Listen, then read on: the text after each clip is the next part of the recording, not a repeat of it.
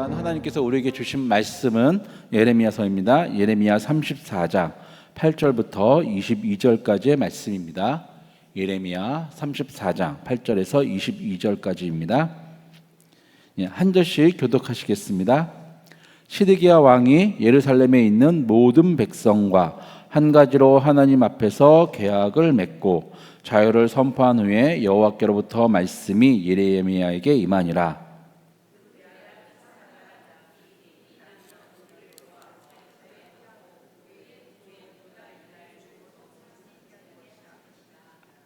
이 계약에 가담한 고관들과 모든 백성이 각기 노비를 자유롭게 하고 다시는 종을 삼지 말라 함을 듣고 순복하여 놓았더니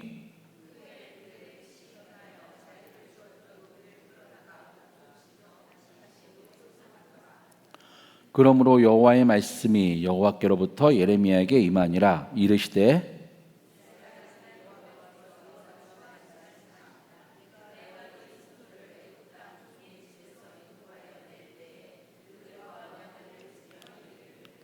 너희 형제 히브리 사람이 내게 팔려 왔거든 너희는 7년 되는 해에 그를 놓아줄 것이니라. 그가 6년 동안 너를 섬겼은즉 그를 놓아 자유롭게 할지니라 하였으나 너희 손조가 내게 순종하지 아니하며 귀를 기울이지도 아니하였느니라.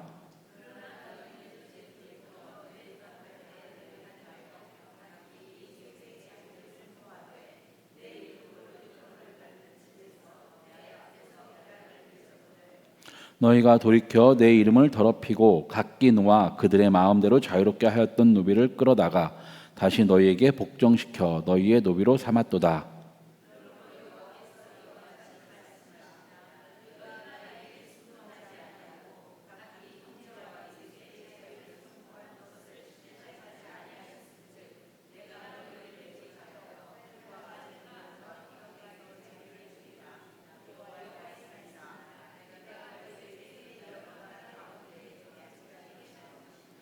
송아지를 둘로 쪼개고 그 두 조각 사이로 지나매 내 앞에 언약을 맺었으나 그 말을 실행하지 아니하여 내 계약을 어긴 그들을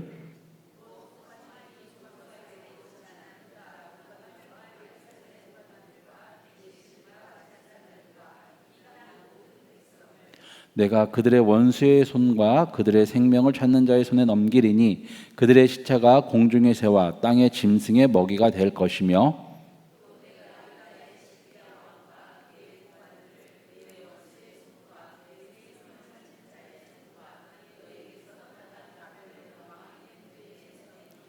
같이 읽으시겠습니다. 여호와의 말씀이니라. 보라, 내가 그들에게 명령하여 이 성읍에 다시 오게 하리니 그들이 이 성을 쳐서 빼앗아 불살을 것이라.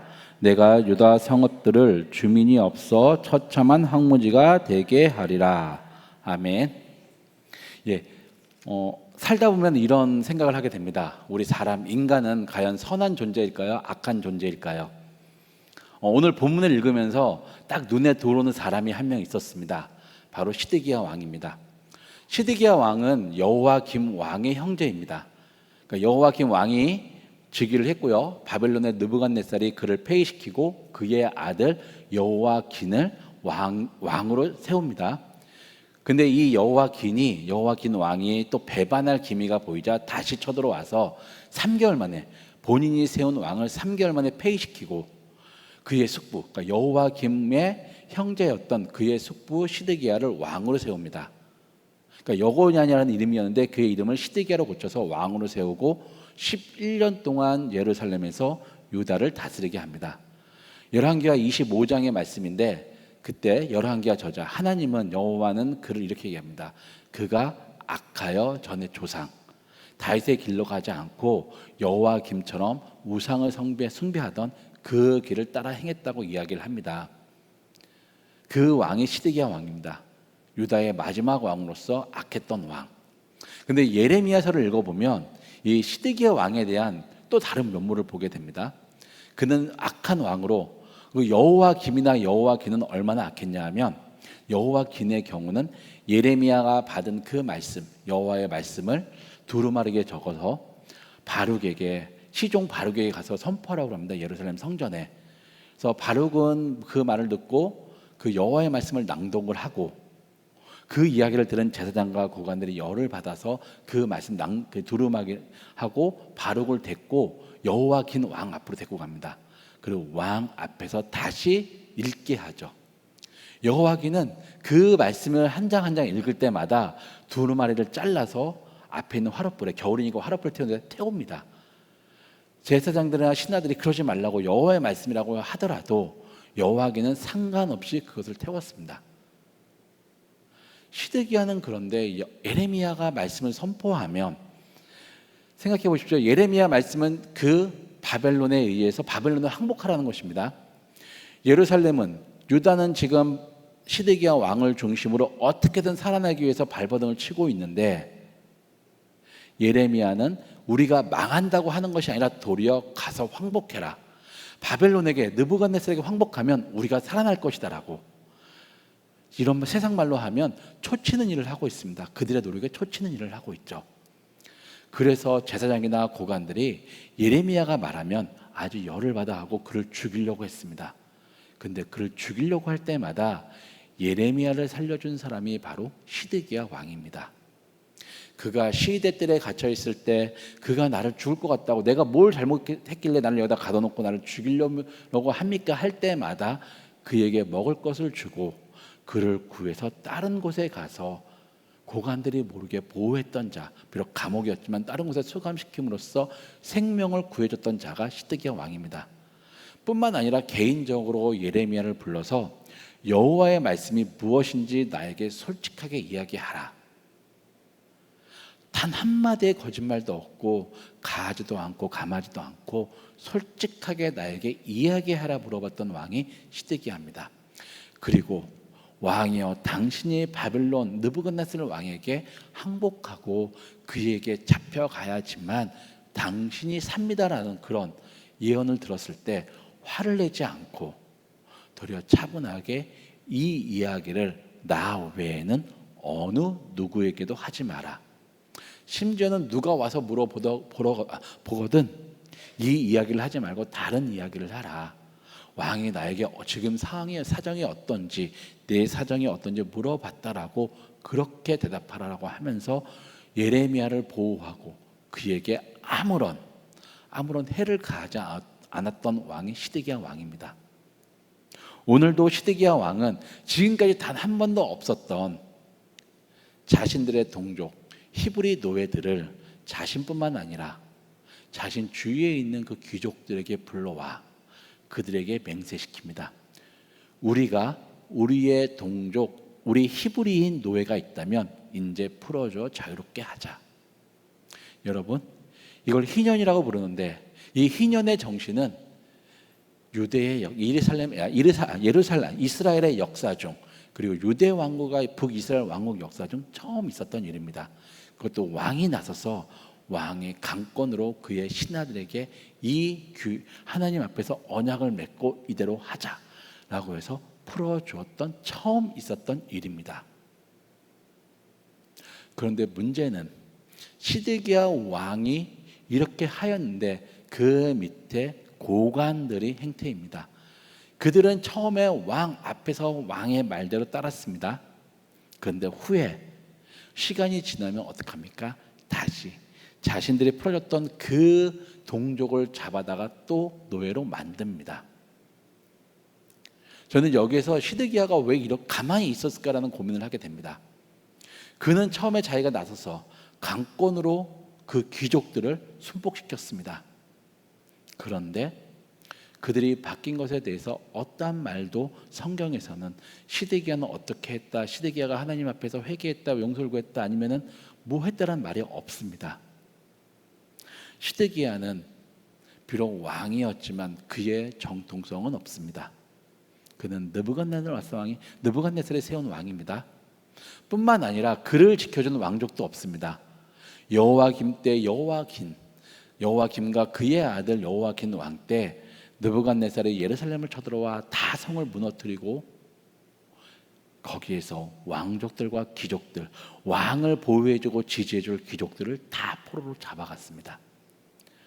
왕 주위에는 그를 지지해줄 사람이 없습니다.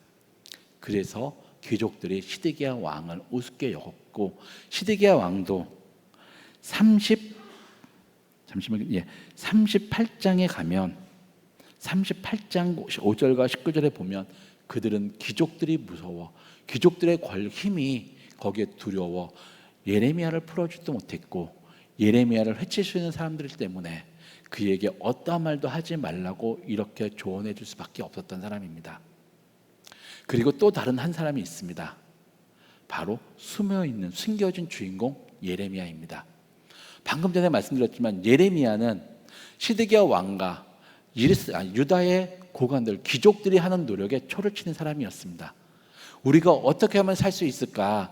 그래서 거짓 선지자들과 예루살렘에 있던 제사장들은 다 왕이여, 이렇게만 하면 여호와가 우리를 보살피셔서 우리가 느부갓네살 왕에 넘어가지 않고 독립하여 살 수 있을 것입니다 라고 외치던 그 시기에 예레미야만 왕이여 항복해야 됩니다, 왕이여 이렇게 하시면 안 됩니다, 이렇게 하면 우리만 죽을 뿐이고 우리는 항복해야 됩니다. 심지어는 오늘도 보십시오. 왕이 풀어줬던 그 희년과 그리고 고관들이 다시 포로로 삼는 그 일에 대해서 아주 정확하게 직언을 합니다. 너희가 이렇게 했기 때문에 내가 너희 조상들의 여호와 앞에 맺었던 그 언약 희년을 너희가 무시하고 다시 한번 또 노예로 삼았기에 인제 여호와가 이 예루살렘을 향해서 질병과 기근과 연병을 우리한테 자유롭게 해서 우리한테 닥칠 것이고, 뿐만 아니라 지금 물러간 그 느부갓네살 왕이 다시 쳐들어와 우리를 잡아가고 이곳을 불사를 것이다라는, 어떻게 보면 죽을 짓입니다. 돌 맞아 죽을 일입니다. 그 말을 합니다. 예레미야는 예레미야 말씀을 묵상할 수대로 할 때마다 예레미야는 그 마음에 두려움이 가득했을 것입니다. 저는 가득했다고 느껴집니다. 얼마나 이 말을 하기 싫었을까요? 그는 자신이 여호와의 말씀을 전하다가 시대들의 감금된 일 때문에 왕에게 하소연했습니다. 내가 무슨 죽을 죄를 졌습니까? 내가 왜 여기에 있어야 됩니까? 내가 한 일이라고는 여호와의 말씀을 전한 것밖에 없는데 내가 왜 이 벌을 받아야 됩니까? 내가 죽을 것 같습니다라고 시드기야 왕에게 하소연했던 인물입니다. 그 정도로 그는 어쩌면 자기에게 임하는 그 여호와의 말씀을 전하기 싫었을 수도 있습니다. 그리고 그 말을 전할 때마다 다가오는 그 주위를 둘러싼 예루살렘의 주민들, 그리고 그 고관들, 대제사장들, 제사장들 아마 무서웠을 것입니다. 시드기야는 그가 어쩌면 뜻을 정해서 노예를 풀어줬을 것입니다. 그렇지 않다면 자기만 하면 되는데 억지로 불러다가 고관들에게 순복시키지 않습니까? 언약 맺으라고 강요하지 않습니까? 그리고 강제로 그들에게 풀어주게 하지 않습니까? 그런데 후에 그 고관들이 자신들의 다시 그 이익을, 재산을 되찾기 위해서 막 나섰을 때 그들이 무서워서, 그들의 기세가 무서워서 그는 침묵했던 자이지만, 예레미야는 죽을 각오를 하고 죽었을 수도 있었고 잡혀 들어갔던 그 상황 속에서도 그는 꿋꿋하게 여호와의 그 말씀 그대로 가감하지 않고 그는 전하였습니다. 지금 이 일도 희년의 정신이 회복될 것 같은 그 상황 속에서도, 그것이 다 끝나고 없던 일이 됐던 그 상황 속에서 귀족들이 자신의 이익을 위해서, 자신의 재산을 위해서, 이 다음에 나오는 욕은 이제 더 이상 내 잘못이 아니라 왕이 못한 것이라고 해서 내 욕심만 챙기고 이것을 방해할 것 같으면 다 죽이려고 드는 그 상황 속에서도 오직 예레미야만이 침묵하지 않고 이야기합니다.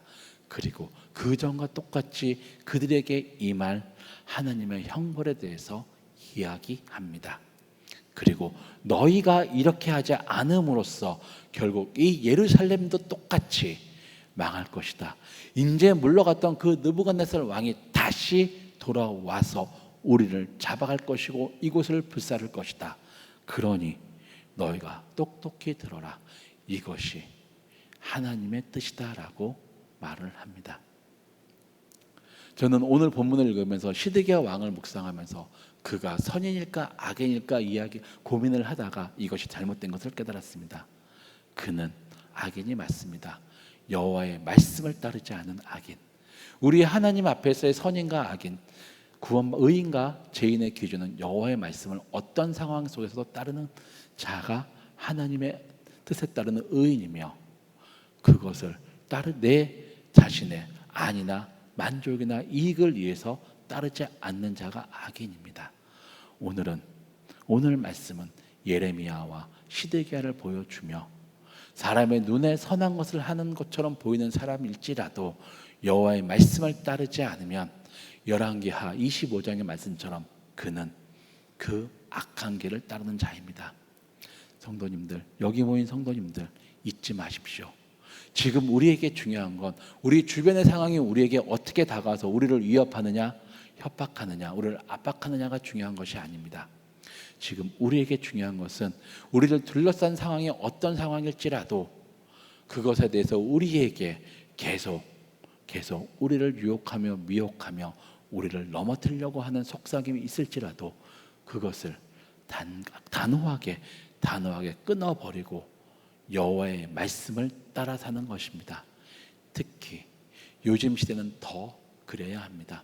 우리에게 편하게 예수님 믿게 합니다. 우리가 예수님 믿는데 아무런 어려움도 없게 합니다. 그래서 우리의 마음을 나태하게 합니다. 어쩌면 그것이 우리가 지금 이 시대를 살아가는 데 있어서 우리의 믿음을, 하나님의 말씀을 따르지 못하게 하는 사탄의 계략일 수가 있습니다. 이 계략에 넘어가지 마십시오. 이 계략에 속지 마십시오. 이럴 때일수록 더 단호해야 합니다. 세상이 이해하지 못할지라도 더 단호하게 말씀을 따라 살아가야 합니다. 오늘 하루도 이 말씀을 따라 단호하게 말씀을 따라 살아가는 여러분이 되시기를 기도하며 축원합니다. 기도하시겠습니다. 하나님 아버지, 오늘 시드기야와 예레미야를 통하여 우리가 어떻게 지금 이 시대를 살아가야 될지 고민하게 됩니다. 우리에게 욕하는 사람이 없고 우리를 압박하고 핍박하는 사람이 없을지라도, 우리를 비난하는 사람이 없을지라도 우리가 그 편안한 삶을 따라가지 않고 우리가 힘들고 어렵더라도, 때로는 그것 때문에 우리가 세상으로부터 배척을 당하더라도 예레미야처럼 그 어떤 상황 속에서도 하나님의 말씀을 따라 사는 자가 될 수 있도록 우리를 지켜주시옵시고 우리의 마음을 더욱더 든든히 붙잡아 주시옵소서. 예수님의 이름으로 기도드렸습니다. 아멘.